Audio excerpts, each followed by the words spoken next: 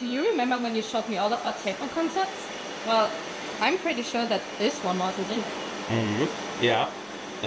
This one right here is our table concept for our conveyor systems. This is a conveyor belt, as we call it.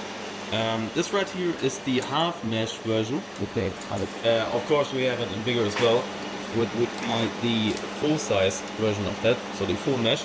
The half mesh is normally used for thin or unstable materials, which get put very easily into those gaps by the vacuum. And the bigger version is normally used for stiffer material, which is a bit more stable or requires a bit more power, so you have less potential to get reflections or directly red.